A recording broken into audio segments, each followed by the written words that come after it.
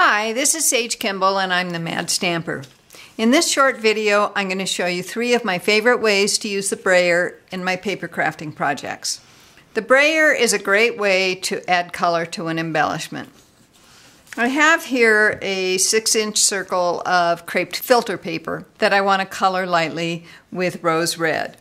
I had tried dyeing filter paper with these little flowers that I had cut out, but I found that the color is very dark and very uniform, and I was going for something a little more variegated and subtle, like in this embellishment here.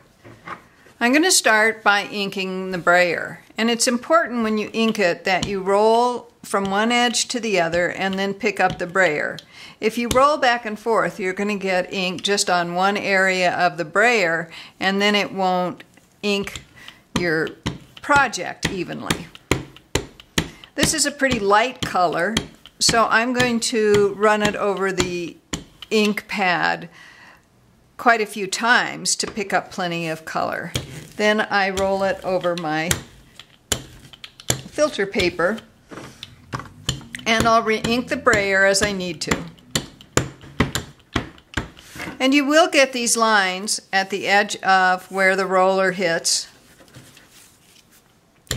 But in this case, it really doesn't matter. I'm looking for a very casual look, and those lines will fit right in. So I think that's dark enough for what I'd like. I'm just going to fold it and kind of gather it at the bottom like this, and then wrap a designer builder brad around it.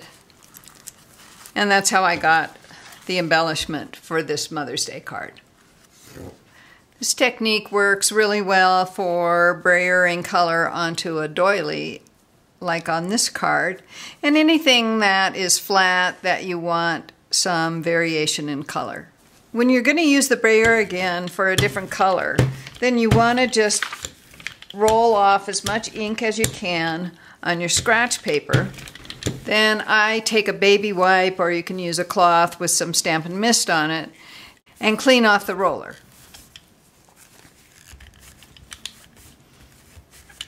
The color is still kind of stained the roller, but you can see none of it comes off on the paper. But the next technique I'm going to show you will mix any of the ink left on the roller with the shimmer paint that I'll be using. So I'm going to take this over to the kitchen sink and wash it with warm water and a little dish soap. So I've washed and dried the roller, and I just snap it back into the handle. Now I'm going to do the technique I used on the background on this card. And I took a background that I had stamped with several different stamps, and then I sponged it with color. Then I brayered Champagne Mist shimmer paint over the whole thing. You can get a similar effect by spritzing Champagne Mist mixed in some alcohol on your cardstock, but I really like the very thick layer of shimmer paint that using the brayer gives me. So let me show you how this works. I've created this background. It's a piece of very vanilla, and I've stamped elements of style on it and done some sponging of a couple different colors just to give it some texture. I have an empty stamp case here, and after shaking up the shimmer paint, I'm going to pour a good-sized dollop on the case. And all you need is something plastic that is big enough for you to roll the brayer around on. The first thing I do is spread this shimmer paint around on the stamp case so that there's a thin film. Then I'll roll it onto my cardstock. And I'll keep doing that until I have as much shimmer as I want. Now, I don't know how well the camera can pick that shimmer up, but maybe you can see how it's really starting to glisten. If that doesn't seem like enough, I can always add another dollop of shimmer paint to the stamp case and do a couple more layers.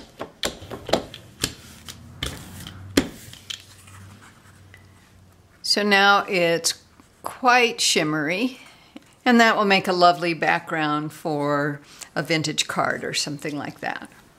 The brayer can also be used with embossing folders for a really nice effect. I have here the vintage wallpaper embossing folder and a piece of crumb cake cardstock.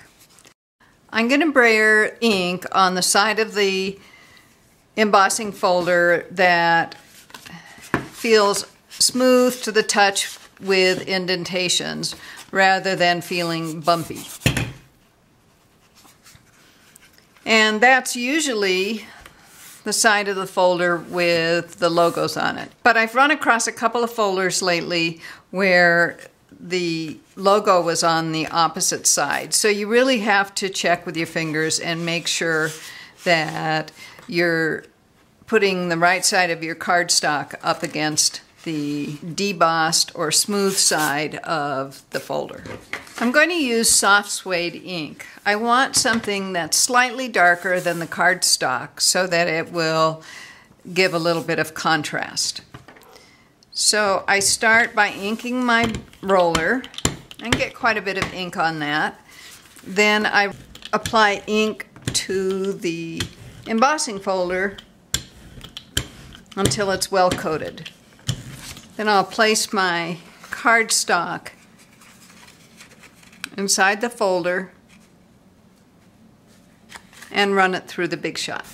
And this is the effect that you get with that, where the embossed areas are the plain cardstock, but the debossed areas have some color to them, and that gives some richness to the texture.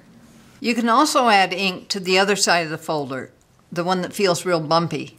That way, the debossed side of the cardstock will have depressions that are darker than the flat areas. I want to show you some comparisons. This is Pool Party that's been embossed without any ink on the folder.